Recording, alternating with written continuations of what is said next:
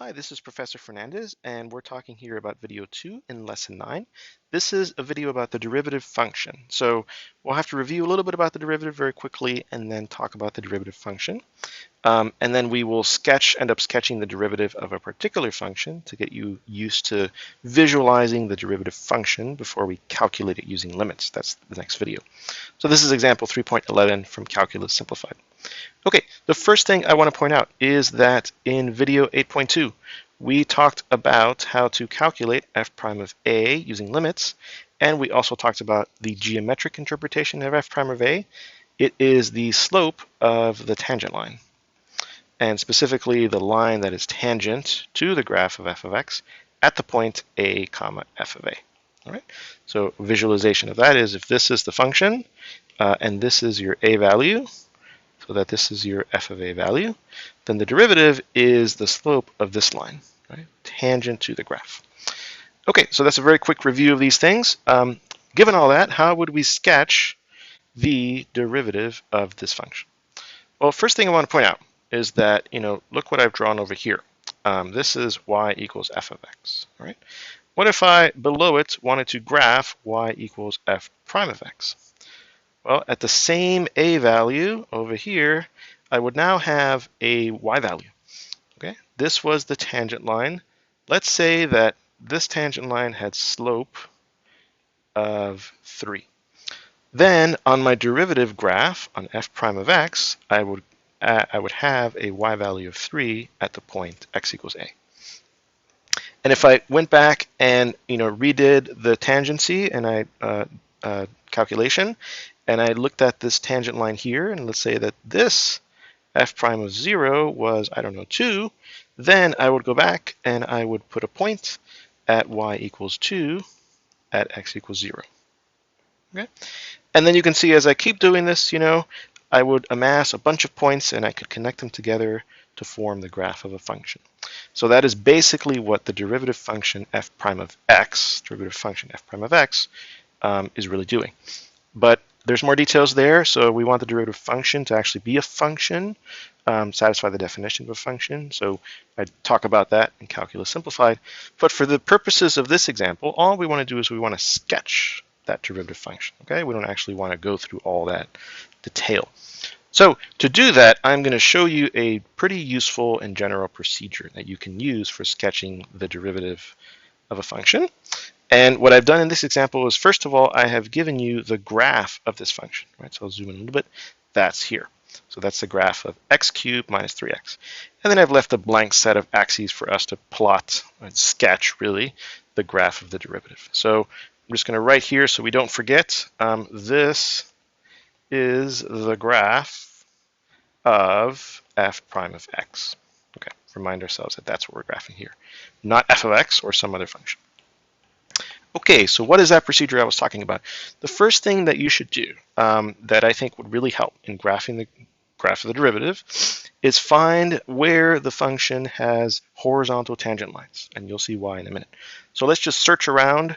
Horizontal tangent lines are where the function is kind of flat. So that happens here and over here, right? So the tangent line here is horizontal, the tangent line here is horizontal. Okay, there are no other places on this graph where that happens. So why do I say start there? Well, because this is x equals -1, and the slope here, f prime of -1, slope of the tangent line, is 0.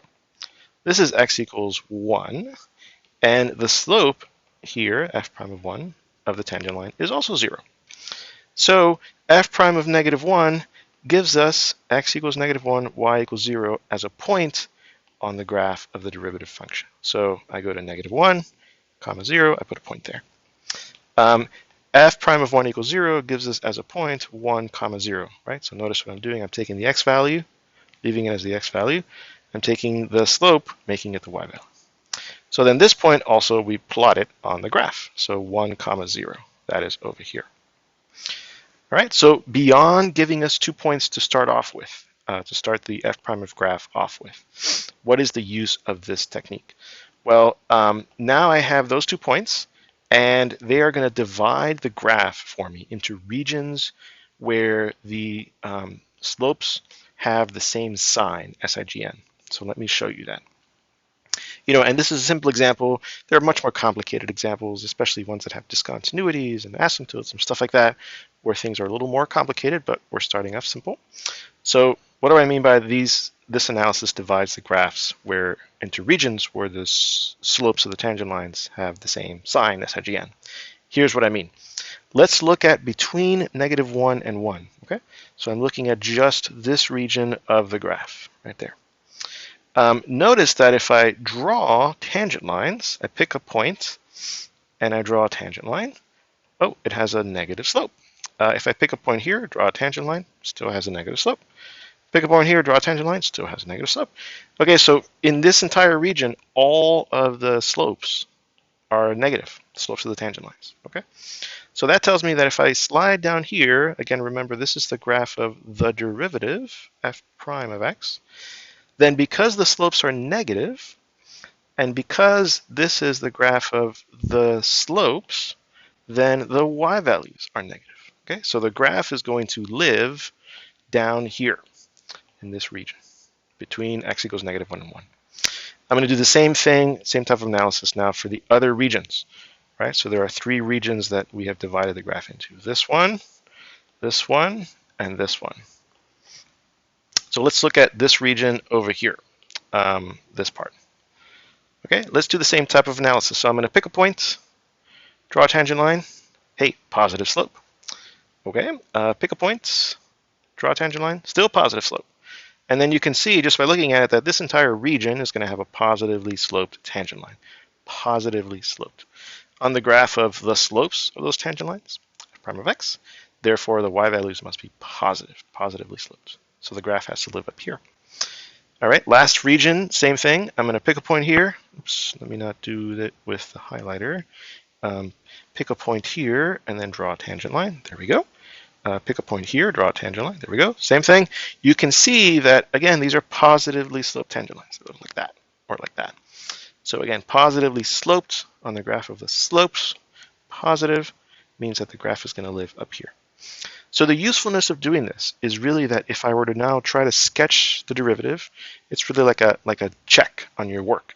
Let's say the derivative does this, and then everything's fine, and then okay, and then we do this and this. We would know that this cannot be the graph of the derivative because there are portions here that are negatively y-valued, whereas we just determined that for this portion of the graph, the y value should all be positive.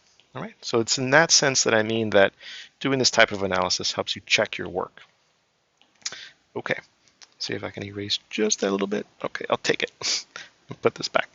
All right, so then what is next? So next, I want to try to fill in some of the details. And how am I going to do that? So by looking closely at what's happening with the graph. So again, looking at it, the 3 different regions that we've been working with. So if I look in this region between -1 and 1, I already know that the slopes are negative. Great. So now let me try to notice other things. All right. So the slope starts off at 0, and then it becomes a little bit more to the right, becomes a little negative. Okay. So if I can zoom out here at this x value, this is why I put one graph on top of the other. Okay, the slope is negative. Okay, and then I move over here. The slope is more negative, right? So I'm going to go down all the way to the derivative, and more negative than it was before. So over here. Okay, notice that when I get to 0, the slope is kind of like as negative as it's going to get. Why do I say that? Because for the rest of the graph, this part, the graph starts curving up, curving up, curving up, until eventually the slope over here at x equals 1 is 0. So at x equals 0, the slope is as negative as it's going to get. A good question is, how negative is that, right? Where am I going to put this dot? Let me just put the dot here for now, and we're going to correct it later. I'll show you how. But then certainly, if I keep going here, this slope is negative, but not as negative as it was at 0. So I'm going to put the dot a little bit higher than what the y value is at 0, the slope of the tangent line at 0. I keep going to the right. Tangent line is still negative, not as negative. Over here, not as negative, and then back here to 0. So then these dots climb back to 0.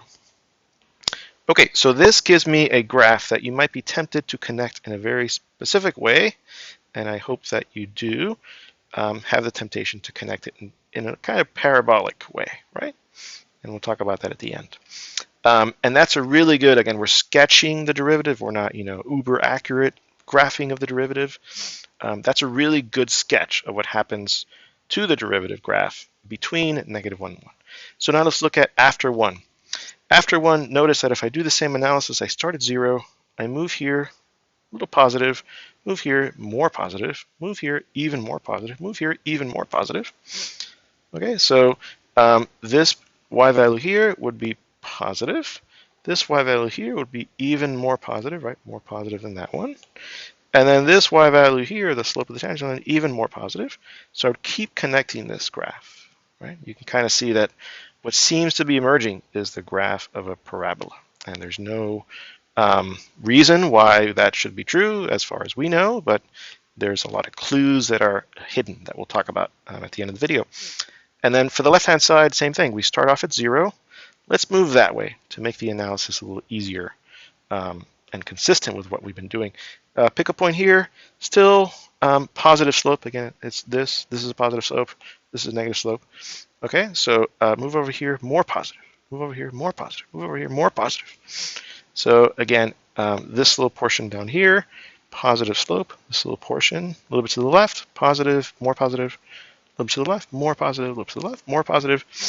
So again, I try to connect these dots. Okay, and I hope you can see my attempt at drawing something that looks parabolic, like a parabola. This would be a pretty good sketch of the derivative function. Now, if I were grading this and you turned this in as work, I would be like, wow, this is fantastic. This is like a 99% graph. Why is it not a 100% graph, right? What would make it like one of the best sketches I've ever seen? Well, it's back to that question that we said earlier. How far down does this graph go? And, like I said earlier, I'm just going to put the dot here and we'll talk about it later. This is when we're going to talk about it. How would I figure out how far this dot goes? Well, this is the y value at x equals 0. This is the graph whose y values are f prime of x. Therefore, the y value here is f prime of 0. And actually, that's something we can calculate, right? Again, referring you back to video 8.2, where we calculated the derivative using the limit definition. Just going to write out here how you would calculate f prime of 0 for this function. I'm just going to write the more general definition here so we don't actually end up calculating it. So x plus delta x minus f of x over delta x. So what you do is you take this function, right, figure out f of delta x basically, and then you subtract f of 0, and then you divide by delta x, then you take the limit, and what you will get after a lot of simplification is, let's see, what will you get? You'll get -3. You might be wondering, how did you do that so quickly? Well, first time a math professor, but really what I did was I used some derivative rules, which we will talk about later in the course, and that's kind of, all of this is planting the seeds for that next topic. So you're going to get f prime of 0 is -3, and that is the answer, right? Again, you can do this calculation using the techniques we've already talked about in this series, video 8.2. So now we can go back and kind of erase this graph, and we know that at x equals 0, the y value is -3. We also know that these are 2 points on the graph. That was from before. So now I can really draw a much more accurate sketch of my derivative, right? So now this would be a great 100% graph. Awesome. Because you're telling me not only how far down it goes, but you've got the right shape and you've got the right intercepts, right? And you have information about, it's positive over here, it's negative over here, right? So all the basic elements are in there. Last thing to talk about real quickly, notice that this graph is a cubic function, cubic polynomial. This graph, I've tried very hard to convince you, is a quadratic function, a parabola. So perhaps the graph of the derivative of a cubic is always a quadratic. And does this generalize? Is the graph of a 6th degree polynomial a 5th degree polynomial? Is the graph of the derivative of a 6th degree polynomial a 5th degree polynomial? Good questions, right? These are questions we'll answer later on, but that's me again planting some seeds to get you thinking about how the graph of a polynomial in this case, when you think about the graph of its derivative, might lose a degree, lose an order of a degree. Great, so that's been it for this video. Again, check out video 8.2 to get some more information about the basics of calculating derivatives if you want to fill in even more precision here for what the y values are at the specific x values on this graph.